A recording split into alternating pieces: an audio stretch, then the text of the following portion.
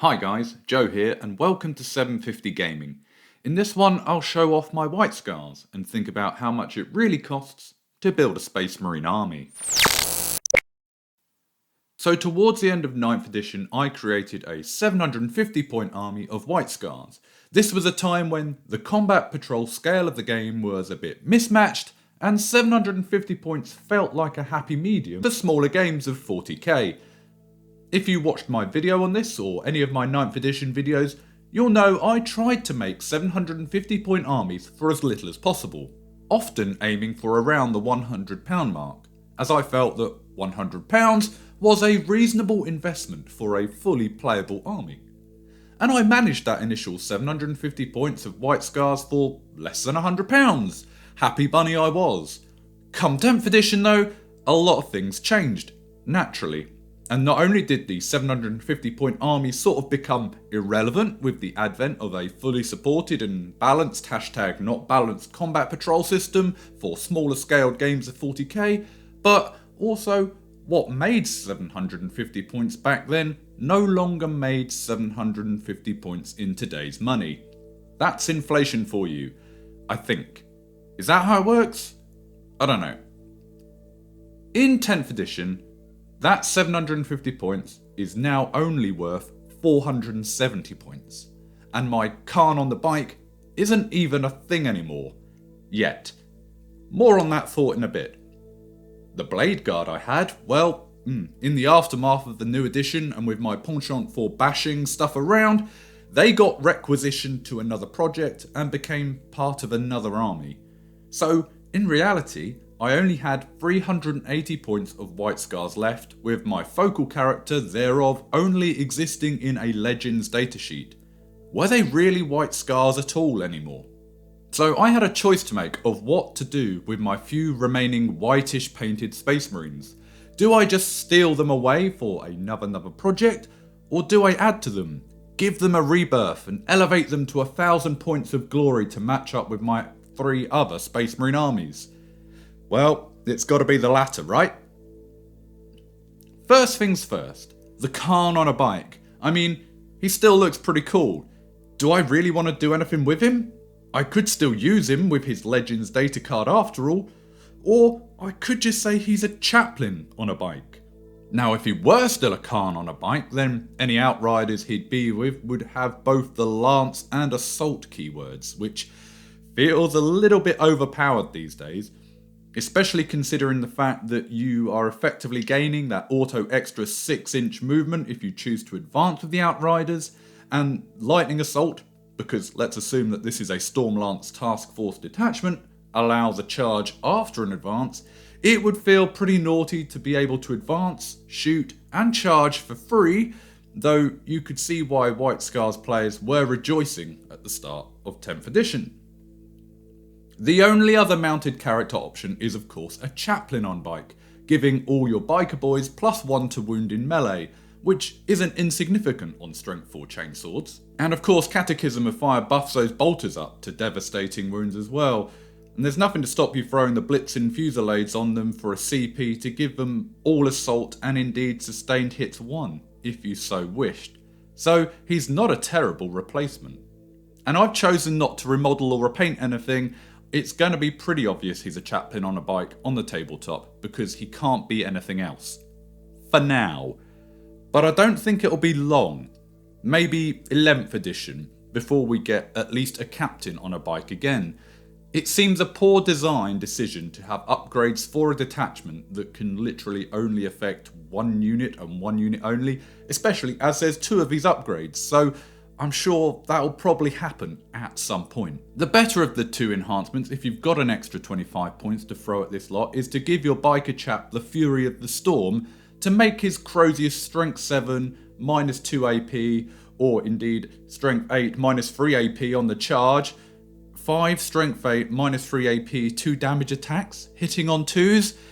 Yeah dude, this guy is like a captain in Terminator armor. He can just move 18 inches plus a charge on the turn instead of 5-inch or relying on deep strike. Anyway, along with Chaplain Khan, we keep our Outriders, obviously, and I've added an ATV to my mounted section, just not attached to anything. The Outrider escort ability is just a bit too much of a fun insurance policy thing to lose by adding him into a unit just to gain that auto 6-inch advance. You can see me convert this guy up in a previous video if you want to go watch. And so that's a 300 point blob of cavalry reconciled. What about the rest of it? Well, those assault intercessors are still here, but they don't have a sergeant proper. So for the moment, I'll just say one of them is wielding a power fist. Of course, the joy of 10th edition is the free war gear. So if you aren't giving your melee sergeant a power fist for free, you probably should. So there you go. I do have one in my bits box, and I'll whack that on a guy and paint his helmet red at some point. But I also had some normal shooty intercessors sitting around looking a bit grey, and I chose to paint them white too and add them to the ranks. And now I have options as to which squad to attach my librarian to on any given day. Maybe giving him the fainting withdrawal enhancement to shoot after falling back, for shenanigans. So, yes, I still have that librarian as well, but I also had a plan to sort this army out properly in a leadership sense. I got myself some company heroes, and I thought, considering I'd lost my Khan on a bike, they could be led by another. By Corsaro Khan, maybe. Except I'm not going to run whatever company Corsaro Khan leads. We're going to run a different company. And I chose the 8th because Master of the Steeds is a really cool title. And so it stands to reason that we wouldn't have Corsaro Khan leading the 8th company, we would have Vorga Khan.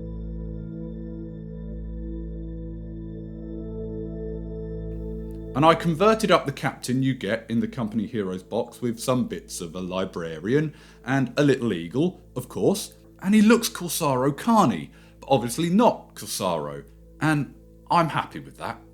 But that does mean my librarian, with librarian sword and arms in a similar pose, looks, well, very samey now. Which is just a bit boring. So I went to town remodelling him. And now he looks like a proper Stormseer. Yes, lad, go bring the lightning.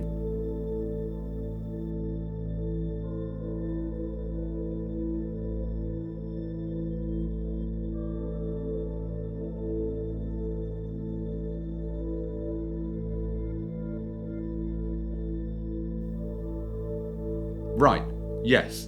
Anyway, back to those company heroes briefly.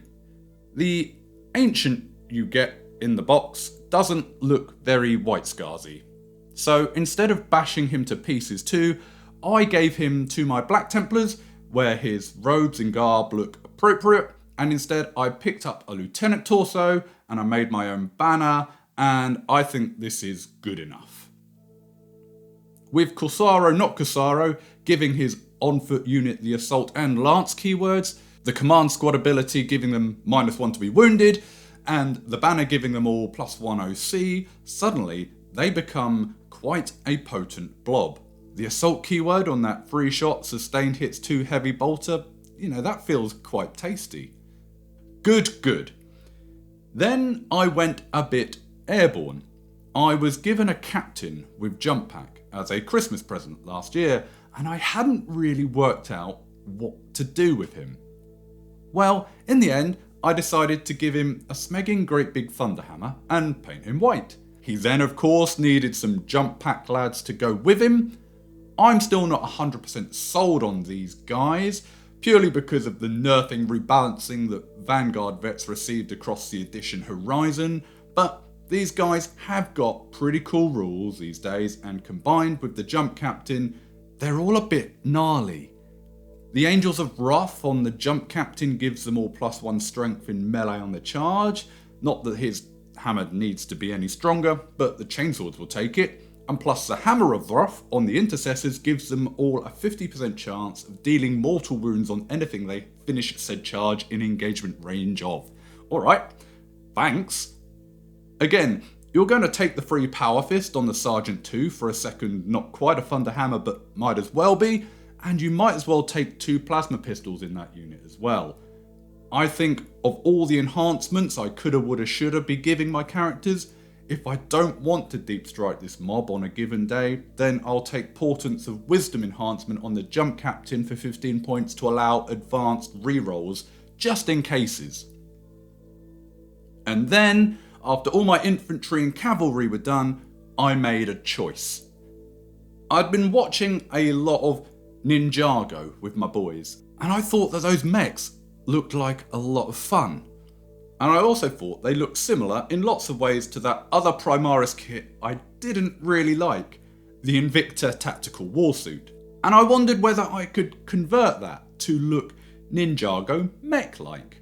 Well, yes. Yes, I can.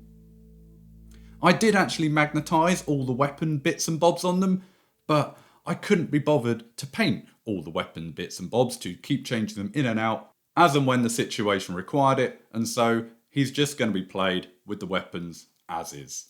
And that's 980 points in total, without the enhancements being added on. So I'm not going to be taking any of the mounted upgrades for the chaplain here. It'll have to be one of the ones for the foot sloggers. But that's okay. The only downside, I guess, is that I don't have any Phobos units to make use of the Warsuit special rules. Maybe if I'd taken some Reavers instead of the standard Intercessors, I would have saved 5 points, meaning I could have taken Fury of the Storm on my Bike Chaplain and had the Phobos Warsuit synergy all in one go, but I'm not going to spend any extra dollar on these guys right now. I've spent enough. And that kind of got me thinking. Because I always beg, borrow and steal where I can to make my armies. I predominantly buy second-hand or discounted sprue-only bits off of eBay and the like, and I tend to buy in bits and pieces in amongst other projects, so whilst I do try to do armies for as cheap as possible, I often lose track of the cost, especially as this one has kind of spanned 2 different editions and various different states of world economy. So whilst I can work out how much I've spent on this army, I can only really compare it to what it would cost if I bought it all now, today. So let's do that first. Let's say I was going for this as a standard White Scarzy army, unit by unit, properly, without proxies or conversions, direct from Games Workshop. How much would this 1,000 point army cost in today's money? Well, Cassaro is 28, the company heroes are 42.50, Chaplain on a bike is 34, the Outriders would have cost me 80 for all of them and the ATV 31.50. The Librarian is 25, the box of Intercessors, okay, I've got Assault Intercessors and Normal Intercessors, but a box of 10 Intercessors is 40 quid regardless. The Jump Pack Captain would have cost me 26, and the Jump Pack Intercessors 37, and the Warsuit 44. That's a massive £388, which is madness. If we consider that the meta is still games at the 2,000 point scale, sure, I wouldn't just double these same units again, I'd take other things, but, you know, you're going to be looking at somewhere between £600, £700. For instance, I mapped out what it would look like to take this up to 1,500 points by adding a few more Outriders, Jump Pack Intercessors, an Impulsor, a Storm Speeder, maybe some Phobos guys, and it was another 200 quid just as it was, and I hadn't even reached 2k yet. So, what did all these cost me actually as they are? Well, I worked it out to around £205.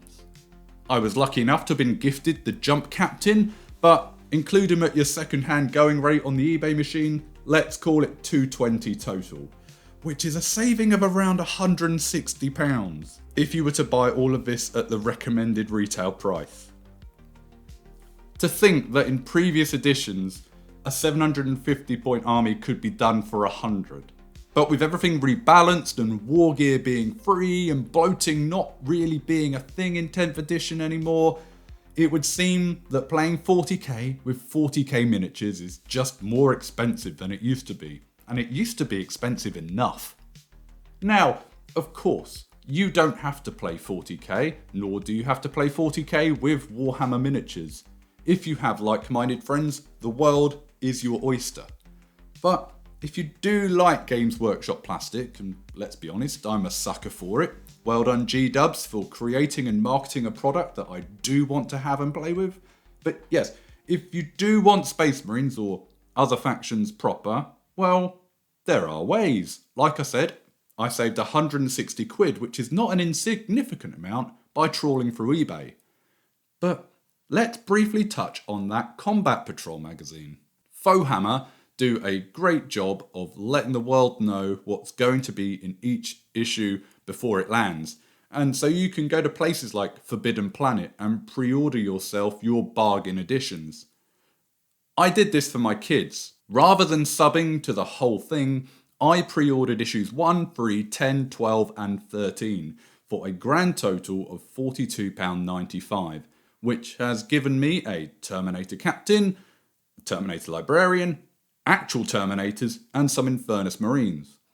What's that? Yep, that's the Strike Team Octavius Combat Patrol. That's what. The one that costs you £100 in a box on the shelf in a Warhammer store. 420 points that alone, and I got it for less than 50 quid. And you can too, if you do it right.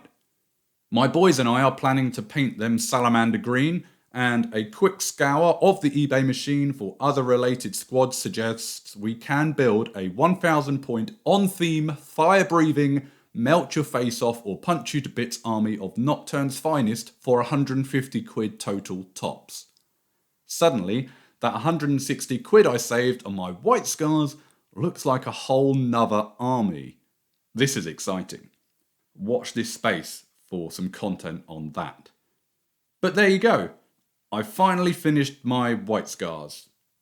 More or less. I could go back and do some finer details. I could hand paint white scars icons on every pauldron. I might. But for now, I'm going to call them done. Because I'm building salamanders with my kids. Oh, and then there's the playing 40k with not 40k stuff. Because I've also started doing some slightly rogue things with some Astra Militarum proxies and 3D printing. And I'll explain all of that another time. Hopefully, I'll see you then. But for now, thanks for watching. Let's go!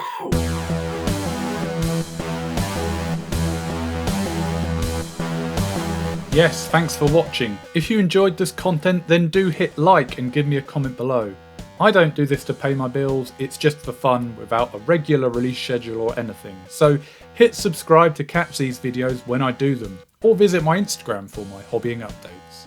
My content isn't monetized, I have no Patreon, but if you want to tip the busker by chucking some pennies in the digital hat, then I have a buy me a coffee thing set up and I'll be very grateful. See you next time.